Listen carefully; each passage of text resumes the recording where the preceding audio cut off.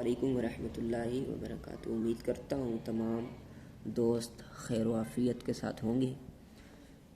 खुलासतुन नहव का आज हमारा जो सबक है वो सबक नंबर 6 है। ठीक है, तो इस सबक का नाम है मुरक्कब इज़ाफ़ी। सबक नंबर 6 में हम मुरक्कब इज़ाफ़ी की तारीफ़ पढ़ेंगे और इसके चंद कवायद और फ़वाइद पढ़ेंगे। ठीक है, सबसे पहले मुरक्कब इज़ाफ़ी की तारीफ़ बयान कर रहे हैं कि मुरक्कब इज़ाफ़ी किसे कहते हैं। जिस मुरक्कब नाक़िस में एक इस्म की निस्बत दूसरे इस्म की तरफ की गई हो उसे मुरक्कब इज़ाफ़ी कहते हैं। जैसे इन्होंने मिसाल दी, रसूलुल्लाह, अल्लाह का रसूल। अब रसूल की निस्बत किसकी तरफ हो गई? अल्लाह तबारक व तआला की तरफ। तो जब एक इस्म की निस्बत दूसरे इस्म की तरफ हो जाएगी तो हम उस जुमले को क्या कहेंगे? ये मुरक्कब इज़ाफ़ी है। ये क्या है? मुरक्कब इज़ाफ़ी। अब एक अहम बात हमें बता रहे हैं, मुरक्कब इज़ाफ़ी में पहले इस्म को मुदाफ़ यानी रसूल को हम मुदाफ़ कहेंगे, ये पहला इस्म है ना। मुरक्कब इज़ाफ़ी में पहले इस्म को मुदाफ़ और दूसरे इस्म को मुदाफ़ इलैह कहेंगे। अल्लाह इस्म जलालत को मुदाफ़ इलैह बना देंगे। रसूल मुदाफ़ और अल्लाह इस्म जलालत मुदाफ़ इलैह, मुदाफ़ इलैह मिलकर ये मुरक्कब इज़ाफ़ी हो जाएंगे। ठीक है, इसके बाद चंद कवायद बयान कर रहे हैं, अहम कवानीन बयान कर रहे हैं। सबसे पहले कायदा ये है कि मुदाफ़ पर ना तनवीन आती है ना अलिफ लाम आता है। ठीक है, और मुदाफ़ इलैह पर ये दोनों चीज़ें यानी अलिफ लाम भी आ सकता है, तनवीन भी आ सकती है, लेकिन एक वक़्त में एक ही चीज़ आएगी, या तनवीन आएगी या अलिफ लाम आएगा। जैसे इन्होंने मिसाल दी, वलदु रजुलिन वलदुर रजुली। अब यहाँ पर देखें, मुदाफ़ ये है, पहला इस्म है तो इस पर ना अलिफ लाम आ रहा है ना तनवीन आ रही है। ये हमने कायदा पढ़ा है कि मुदाफ़ पर ना तनवीन आएगी ना अलिफ लाम आएगा, और मुदाफ़ इलैह पर दोनों चीज़ें आ सकती हैं, लेकिन बैक वक़्त दोनों नहीं आएंगी बल्कि एक ही आएगी, या तनवीन आएगी या अलिफ लाम आएगा। जैसे अब देखें, वलदु रजुलिन इधर तनवीन आई है, वलदुर रजुली इधर अलिफ लाम आया है। ठीक है, तो कायदा क्या पढ़ा कि मुदाफ़ पर ना तनवीन आएगी ना अलिफ लाम आएगा, लेकिन मुदाफ़ इलैह पर ये दोनों चीज़ें आएंगी, आ सकती हैं। तनवीन भी आ सकती है, अलिफ लाम भी आ सकता है। ठीक है, इसके बाद जो है वो दूसरा कायदा बयान कर रहे हैं कि मुदाफ़ अगर तस्निया या जमा मुज़क्कर सालिम का सीगा हो तो उसके आखिर में नून तस्निया और नून जमा गिर जाता है। ठीक है, जैसे वलदा रजुलिन मुस्लिमुल मदीनती। अब देखें, ये हमने तस्निया और जमा के सबक में इनकी अलामात पढ़ी थी कि अलिफ नून का इजाफ़ा कर देते हैं तस्निया में आला तरफ़ी की सूरत में, और जमा मुज़क्कर सालिम में वाव नून का इजाफ़ा कर देते हैं। तो जब हम इनको अकेला लिखेंगे तो वलदान पढ़ेंगे या मुस्लिमून पढ़ेंगे। तस्निया को अकेला लिखेंगे तो वलदान पढ़ेंगे, इसको अकेला लिखेंगे तो जब किसी इस्म की तरफ निस्बत नहीं होगी, ये बात याद रखें, किसी इस्म की तरफ निस्बत नहीं होगी तो वलदान पढ़ेंगे। इसकी भी किसी इस्म की तरफ निस्बत नहीं होगी तो मुस्लिमून पढ़ेंगे जमा मुज़क्कर सालिम को।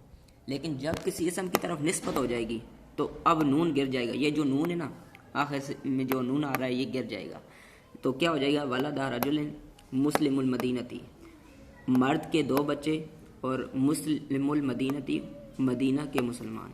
ठीक है, इसके बाद अब तीसरा कायदा बयान कर रहे हैं कि मुदाफ़ का इराब बदलता रहता है लेकिन मुदाफ़ इलैह हमेशा मजरूर होता है। जैसे जा गुलाम ज़ैदिन रअयतु गुलाम ज़ैदिन नज़रतु इला गुलाम ज़ैदिन। अब देखें, जा गुलाम ज़ैदिन, इसमें ग़ुलाम पर ज़म्मा आया है, ग़ुलाम पर ज़म्मा आया है, पेश आइए। ठीक है, ग़ुलाम पर क्या आइए? पेश आइए, ज़म्मा आया है। तो ये हम जब इस पर दूसरा कोई ऐसा आमिल दाखिल करेंगे तो इसका इराब चेंज हो जाएगा। मिसाल के तौर पर रअयतु गुलाम ज़ैदिन, इस सूरत में जा गुलाम ज़ैदिन की सूरत में यह ग़ुलाम फ़ाइल बन रहा था, और फ़ाइल क्या होता है? मरफ़ू होता है। ठीक है, तो इस वजह से इसका इराब हालत रफ़ा वाला आया, यानी मरफ़ू इराब आया, ज़म्मा आया इसके ऊपर। लेकिन ज़ैद का जो इराब है ना वो एक ही है, زیدن یعنی مجرور ہے، ٹھیک ہے۔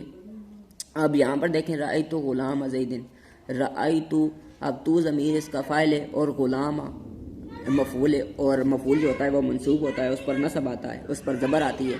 تو اس آپ دیکھیں یہاں پر اعراب چینج ہو گیا ہے، یہاں پر ضمہ تھا، یہاں پر زبر آ گئی ہے، ٹھیک ہے، اور زید کا اعراب وہی ہے یعنی مجرور ہی ہے۔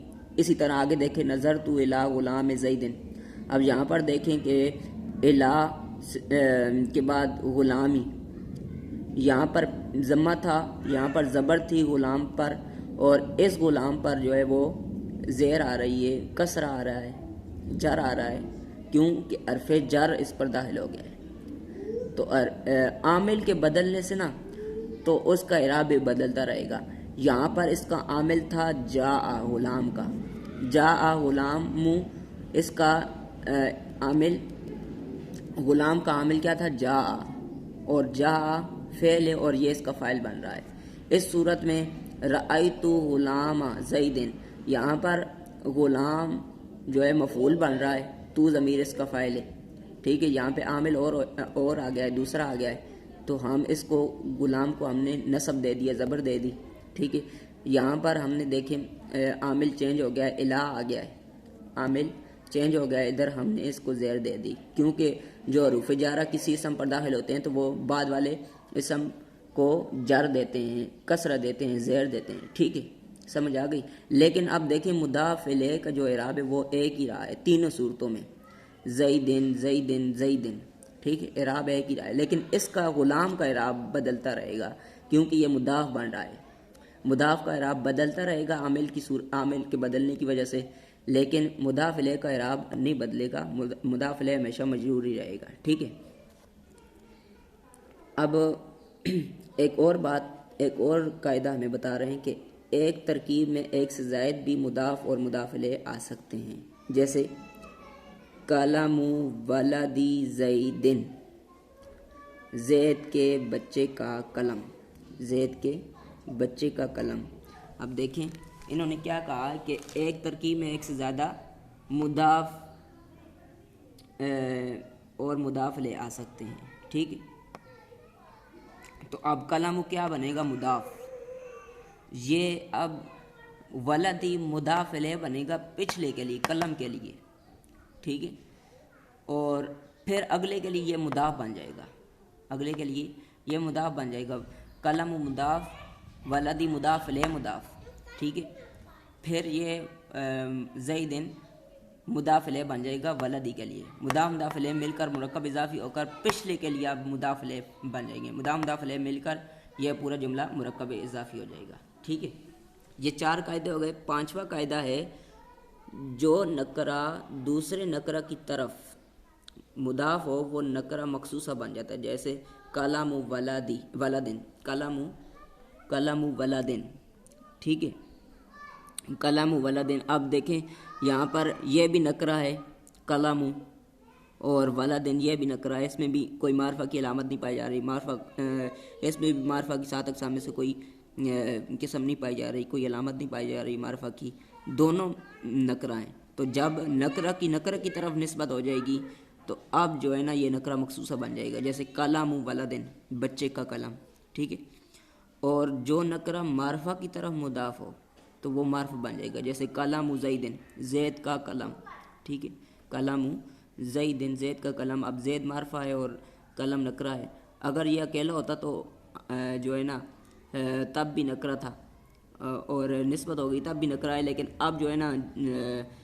نسبت جب ہو جائے گی نا نسبت تو اب یہ نکرہ نہیں رہے گا، نکرہ نہیں رہے گا بلکہ یہ معرفہ بن جائے گا، قلم زیدن، زید کا قلم، کیونکہ اس کی نسبت ہو گئی ہے، ٹھیک ہے۔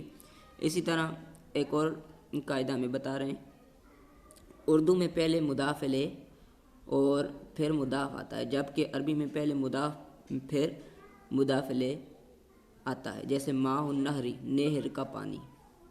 اب جب بھی ہم مرکب اضافی کوئی جملہ ہوگا تو اس کا جب ترجمہ کریں گے نا پہلے مضاف الیہ کا ترجمہ کریں گے پھر مضاف کا ترجمہ کریں گے، جس طرح دیکھیں انہوں نے مثال دی ماء النہر، اب ماء مضاف بن رہا ہے، النہر مضاف الیہ، عربی میں پہلے مضاف آئے گا اور جو ہے وہ بعد میں مضاف الیہ آئے گا، لیکن جب ترجمہ کریں گے تو پہلے مضاف الیہ کا کریں گے پھر مضاف کا کریں گے، ٹھیک ہے۔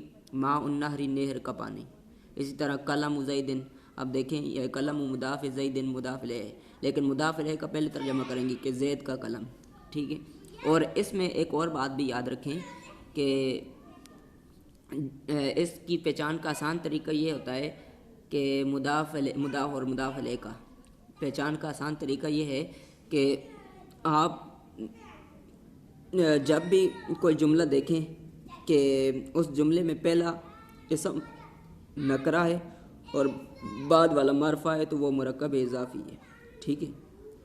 تو امید کرتا ہوا آج والا سبق آپ کو سمجھ آ گیا ہوگا۔ اللہ تبارک و تعالیٰ سے دعا کرتے ہیں اللہ تعالیٰ ہم سب کا حامی و ناصر ہو۔